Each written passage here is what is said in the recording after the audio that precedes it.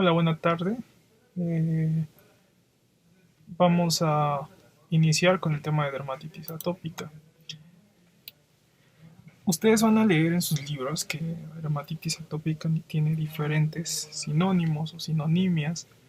Era llamada anteriormente neurodermatitis o también prurigo de Besnier, eczema de lactante o eczema endógeno y algunos otros nombres más, pero estos son los más comunes. La definimos como una dermatosis reaccional pruriginosa crónica y recidivante, que se manifiesta por dermatitis aguda, principalmente eczema, o crónica, con liquenificación que afecta pliegues principalmente. Llega a afectar hasta el 20% de la población general. Es una enfermedad cutánea frecuente en los niños y puede afectar cualquier raza. El predominio, como comenté, es niños y adolescentes. Hasta el 60% inicia antes del primer año y el 85% antes de los 5 años, meramente infantil. Y en México ocupa uno de los primeros lugares de la consulta dermatológica. Está dentro de las 10 dermatosis más frecuentes. Es una enfermedad multifactorial donde intervienen factores genéticos y en ellos antecedente de atopia, rinitis, asma, incluso hay algo que se llama marcha atópica donde los niños presentan rinitis, dermatitis atópica y asma posteriormente. Y está asociado a estos complejos de histocompatibilidad que ustedes ven en la pantalla. Eh, por otro lado, los factores inmunológicos que se asocian a dermatitis atópica es una IgE elevada, es decir, en los pacientes que solicitemos nosotros esta prueba, regularmente va a estar elevada, en contraparte de la IgA que está baja. Los leucotrienos totales están bajos. Hay dos tipos de respuesta y polarización, que es la polarización TH2 en la fase aguda y TH1 en la fase crónica, y todos están dados por diferentes efectores. También interviene una alteración en la barrera cutánea que de forma primaria es la alteración que induce el resto de los otros factores. Y en la barrera cutánea hay una alteración en la filagrina, que es de manera genética. La filagrina es una proteína que se encuentra en los corneocitos y nos ayuda a generar ese cemento entre los queratinocitos, de tal forma que si tenemos una buena cohesión de queratinocitos, existe una regulación hídrica adecuada. Cuando se pierde esta regulación, existe una descompensación y los pacientes suelen tener gerosis. Los factores neurovegetativos interviene una respuesta normal de acetilcolina y sustancia P. Incluso los factores psicológicos, por eso era llamada neurodermatitis. Y hay una alteración simpática y son o personas hiperactivas. Estas personas son lábiles con tendencia a la autoagresión y tienen una madre sobreprotectora en muchas de las ocasiones. En esta imagen ponemos los factores que intervienen en muchas ocasiones en la génesis de dermatitis atópica. Y vean que la alteración está en la barrera cutánea. Estos son los gránulos de filagrina que están alterados y no hay un buen cemento interqueratinocítico. Entonces, al no existir un buen cemento que nos ayuda a la adhesión de los queratinocitos, los alergenos que pueden ser de diferentes tipos, Staphylococcus aureus, que tiene un papel fundamental también por los PAMs que tiene, que son antígenos asociados a molécula. Estos antígenos PAMs de Staph aureus entran en contacto con la piel. Los ácaros del polvo también entran en contacto con la piel, es decir, tres factores importantes, y al existir una alteración epidérmica, esto genera que penetren y las células dendríticas toman el antígeno, lo presentan Primeramente, puede ser una polarización TH1 o TH2. La primera polarización que se presenta es la polarización TH2 e induce la formación de interleucina 13 y nos da el periodo agudo. Cuando esto tiende a la cronicidad, la polarización inmunológica cambia a TH1, dándonos lesiones crónicas. Y así es como tenemos la presencia de manifestaciones clínicas en dermatitis atópica. El cuadro clínico podemos dividir en 3 etapas en estos pacientes: la fase del lactante, la fase escolar o infantil y la fase del adulto. En el lactante hay una topografía predilecta sobre mejillas, en piel cabelluda y en zona del pañal. Incluso en piel cabelluda da un aspecto de dermatitis seborreica, que también se le llama como costra láctea. Aquí podemos ver unas imágenes donde la topografía está localizada a cabeza y está afectando frente, mejillas y párpados. Vean que la dermatosis está constituida por eritema, escamas y costras hemáticas que representan rascados. Recuerden eso, las costras hemáticas. En esta otra fotografía hay una afección en piel cabelluda y vemos eritema y escama amarillenta. Esta escama amarillenta y este eritema constituyen dermatitis seborreica del lactante o costra láctea. Y esta es la afectación en la zona del pañal. Tenemos que tener mucho cuidado porque hay otras entidades como dermatitis del pañal propiamente, psoriasis invertida en esta zona o histiocytosis de células de Langerhans que pueden generar este tipo de problemas. Entonces, una dermatosis aquí tenemos que hacer diagnóstico diferencial con lo que les mostré. Y vean otras imágenes, como hay un predominio en los niños en mejillas, en la zona proximal del tronco. Y puede estar constituido por eritema y escamas principalmente, pero cuando se sobreinfectan se agregan costras melicéricas y lo que sobrepone o se agrega un impetio. Y vean nuevamente la afección de mejillas y de párpados. Aquí en este caso se ve más eritema en párpados. En la fase escolar, en lugar de cabeza y mejillas, es una dermatosis que tiende a afectar los pliegues. Los más dañados son el antecubital, popliteo, nivel de cuello, axilas e ingles, a nivel palpebral y perioral. Vean en la espalda, donde encontramos eritema, escama y costras hemáticas. Una persona adolescente con eritema en los párpados, en los pliegues, vean, en los pliegues y huecos popitlios, donde observamos eritema y cierta liquenificación. Y también vean en el tronco. Estos pacientes tienen una piel jerótica por la alteración fisiopatológica que les comentaba. Al no existir una buena regulación de la hidratación de la piel se deshidrata y se ve con este aspecto jerótico. Una niña con afección en párpados, en zona distal de muslos, en los huecos popitlios también. Y en la fase del adulto es poco común y puede afectar a pliegues en cuello, incluso debutar como eritrodermia y tener también afección en huecos popitlios, es decir, la topografía es similar a la fase escolar. Y aquí observen en huecos popitlios, ahí se observa más liquenificación por la fase crónica. Y la eritrodermia es un estado de eritema universal, ¿no? Que podemos verlo asociado también con escamas.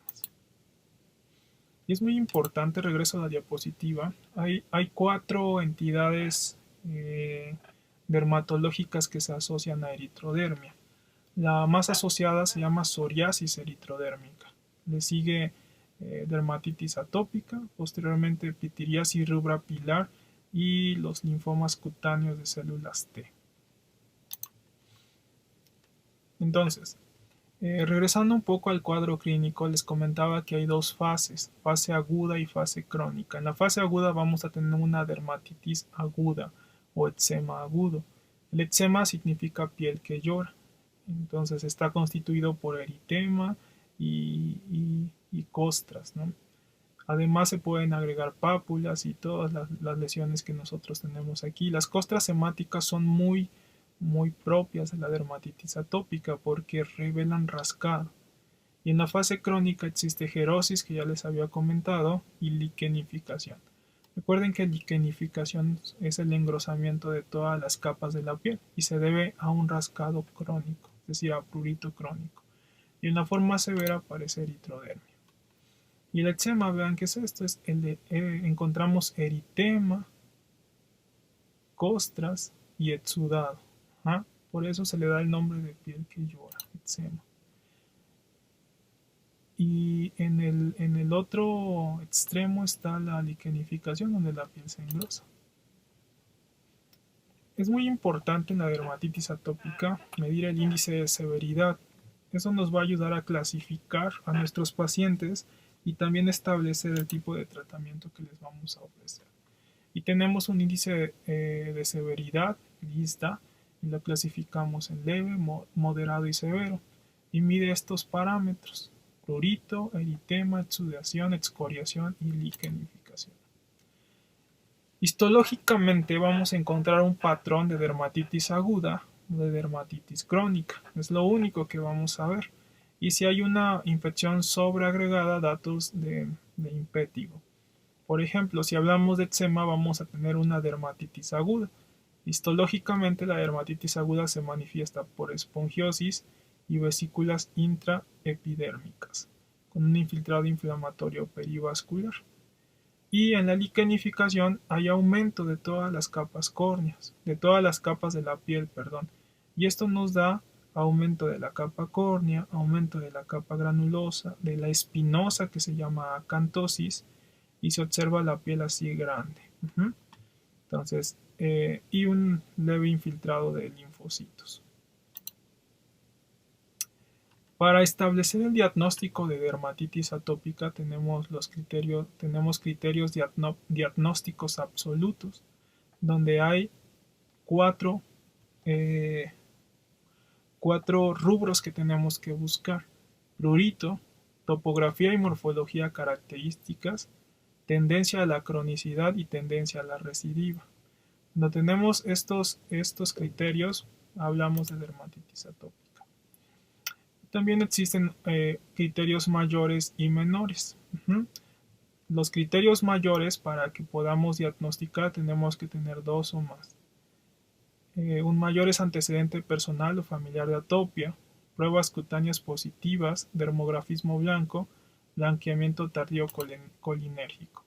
Mientras que los menores tenemos que tener más de 3, y son gerosis, pliegues más marcados, pitiriasis alba, es decir, son dermatosis que se asocian a dermatitis atópica.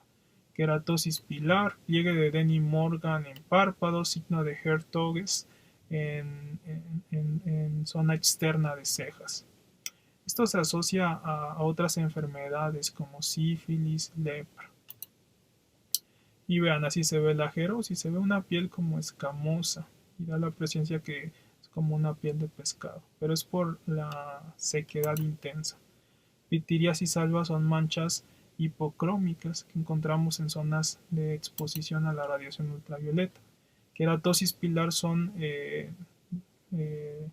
lesiones queratósicas que aparecen en mejillas, en cara externa de brazos y muslos.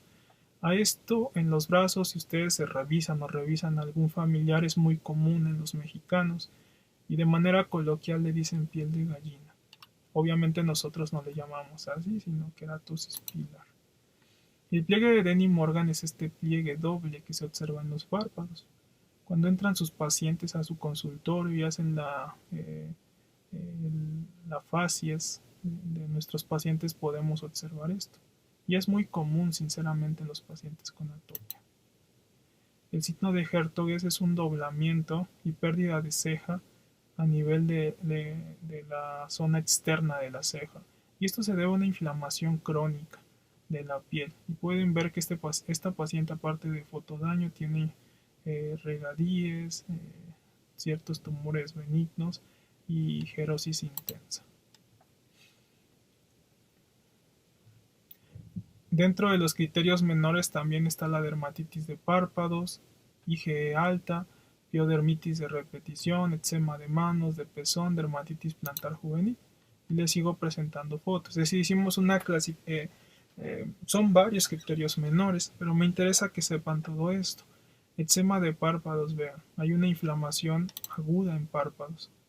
Eczema de las manos. Esto hay que diferenciarlo mucho con dermatitis de contacto por irritantes o por alergenos.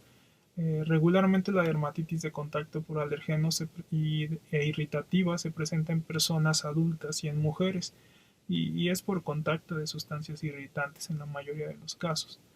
Pero aquí es más en personas jóvenes y en niños. Y observen la escama, que es diferente a otras zonas mostradas, y algunas costras hemáticas de rascado. El eczema de pezón, donde vemos dermatitis aguda, eritema, exudado, costras melicéricas y hemáticas. Existen complicaciones infecciosas, es decir, al existir una dermatitis aguda, los pacientes pueden presentar tres tipos de infecciones, tanto bacterianas, virales o micóticas. Dentro de las bacterianas, la más frecuente es el impétigo, asociado a Staph aureus, y de las virales, la erupción varioliforme de Kaposi. Molusco contagioso pueden presentar, o verrugas virales. En las variedades clínicas, como verrugas planas, verrugas vulgares o enfermedad de Heck, son verrugas dentro de la cavidad oral. Y las micóticas, la más común es una infección de cándida. El impétigo, vean, está caracterizado por costras melicéricas principalmente, y entendemos que hubo un proceso inflamatorio aquí. Una infección por herpes simple, vean que siempre sigue un dermatoma y está caracterizado por vesículas. Una infección por herpes simple, y aquí encontramos costras. Es muy importante, si existe una topografía, por ejemplo, cerca del ojo, que sea revisado el paciente por un oftalmólogo para descartar afección corneal. Las verrugas vulgares, que son verrugosidades de diámetros diversos, de superficie rugosa, mamelonada, de bordes bien definidos, vean, de diferentes tamaños. Molusco contagioso son neoformaciones umbilicadas, tienen una umbilicación central y están generadas por un poxvirus. Otras complicaciones son dermatitis de contacto, eritrodermia, cataratas, queratoconjuntivitis y queratocono. El tratamiento está dividido en dos grandes grupos: medidas generales y tratamiento tópico o sistémico. Las medidas generales, doctores, es muy importante en los pacientes con dermatitis atópica, y es el 80-90% de mejoría de nuestros pacientes. A todos los pacientes tenemos que explicarles que tenemos que cuidar la piel, tenemos que hacer que la barrera cutánea se restablezca, porque la alteración en la barrera cutánea es lo que desencadena toda la serie de eventos que van a generar una dermatitis aguda o la progresión a crónica. Entonces, es muy importante esto. Los pacientes tienen que usar un jabón cremoso, o Sindet, es decir, un sustituto de jabón. Es muy importante no tallar la piel. Es decir, tenemos que enseñarles a nuestros pacientes, a las mamás principalmente, a no usar zacates, estropajos y todo lo que se usa, ¿no? Incluso algodones que usan para tallar la piel.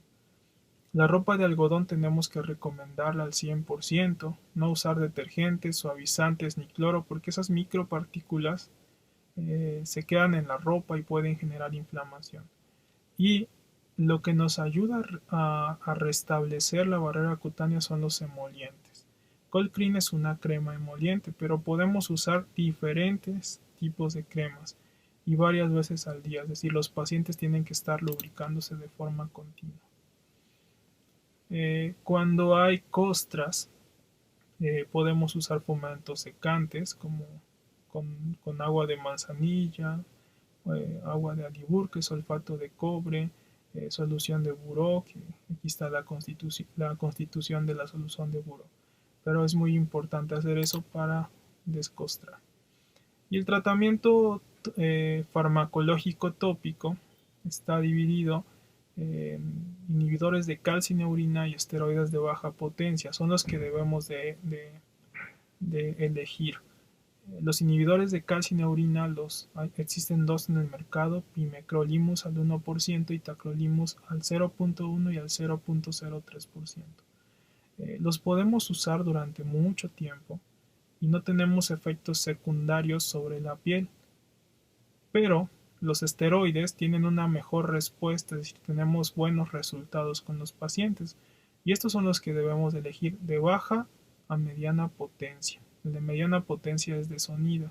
El problema del uso crónico de los esteroides es de que podemos corticoestropear o corticodañar, es decir, eritema persistente, estrías atróficas o algunas otras lesiones generadas por los esteroides.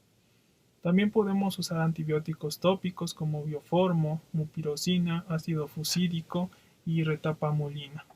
Esto nos ayuda bastante a disminuir la carga bacteriana de Staph aureus.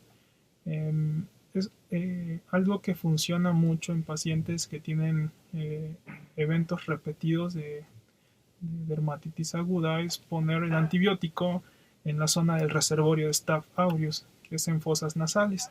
Entonces, si nosotros aplicamos estas cremas en fosas nasales, podemos tener buenos resultados. Y el tratamiento sistémico está reservado única y exclusivamente para casos severos. Y el más usado es prednisona a dosis de 1 miligramo kilo día, es decir, se usa a dosis antiinflamatorias de 0.5 a 1 miligramo. Talidomida, que es un inhibidor de factor de necrosis tumoral alfa, a dosis de 2 miligramos kilo días. Con la talidomida tenemos que tener cuidado en mujeres en edad fértil y tienen que usar anticonceptivos, porque si existe embarazo y se toma talidomida, los pacientes pueden presentar amelia o focomelia por alteración en la angiogénesis. Otro inmunosupresor, ciclosporina A, puede ayudarnos bastante a esta dosis. Azatioprina también es un inmunosupresor ahorrador de esteroides. Inmunoglobulina intravenosa. Obviamente estos son baratos y si vamos bajando son más caros. Y recientemente hay tratamiento de anticuerpos monoclonales, por ejemplo omalizumab, que esta es la dosis subcutánea cada mes y lo que hace es bloquear la inmunoglobulina E. Entonces al bloquear todo esto tenemos menos rebrotes, no hay inflamación. Este tratamiento es para casos sumamente graves de dermatitis atópica y donde no hemos tenido resultados con el tratamiento tópico y los cuidados generales. Gracias, que tengan excelente día.